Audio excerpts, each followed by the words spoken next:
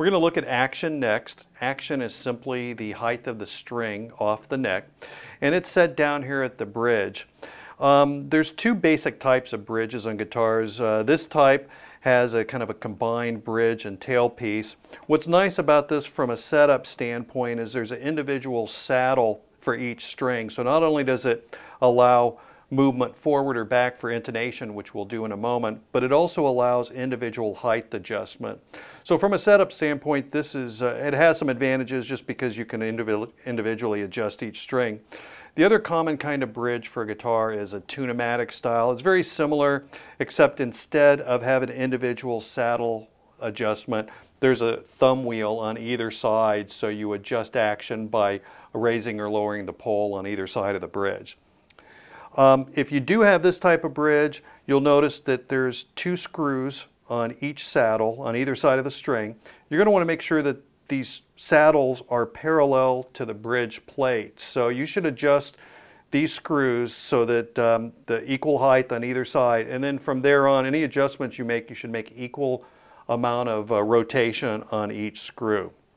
The process for measuring and setting string height involves using the 6-inch steel ruler. And what we're going to do is we're going to lay it on top of the 17th fret, which is typically where the neck meets the body, behind the string that you're looking at, and looking at how high it is on the ruler and then making adjustments as necessary. Now, the most common specification for action is around 4 to 6/64 inch, and you can imagine that'd be very small increments on a ruler, perhaps very hard to see. As it so happens, the midpoint 5/64 is very close to 2 millimeters, and it's not uncommon for these rulers to have inch on one side and metric on the other, and the metric lines are going to be a little easier to see. So that's what I'm going to use. I'm going to set it to about 2 millimeters, and again set it. I'm going to start with the 6th string, set it at the 17th fret, and observe. Now this one's a little high. It's about 2.5 millimeters or so. So I want to lower that.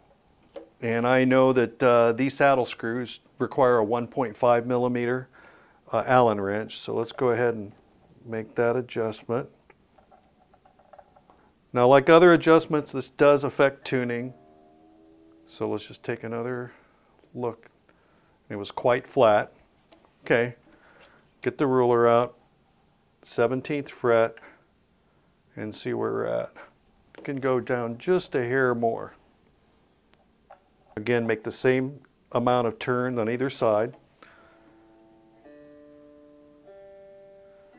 And take a look at where you're at. And that's good. Just repeat the same process all the way down to the treble side of the neck.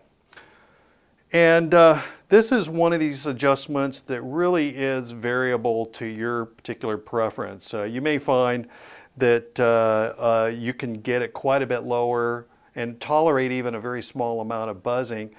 In return, get very good quick action of the upper registers of the neck. So this is something you can experiment with.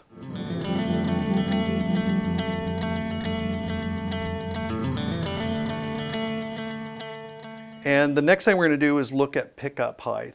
And the closer the pickups are to the strings, obviously you're going to get more output. But if you have them too close to the strings, you may get some weird artifacts. They may start interfering with your playing or so on.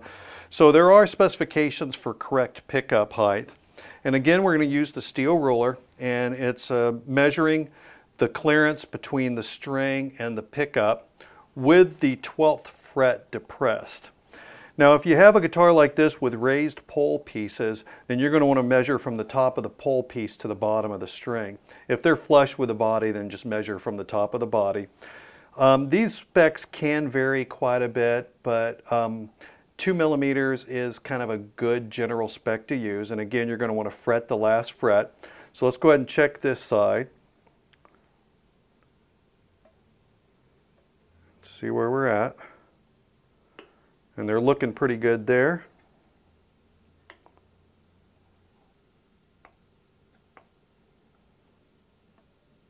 And also good there. So this doesn't need any adjustment. If you were to adjust it, you do so by adjusting these screws on either side of the pickup. But the other thing that's very important with any changes in pickup height, or even if you don't make changes, is to spend quite a bit of time playing the guitar, really paying attention to output across all 6 strings, different playing styles and so on, because you really want to have a good uniform output as you play the guitar and determine whether any further adjustment is needed. Okay, that takes care of action and pickup height, and we're going to conclude in just a second with intonation.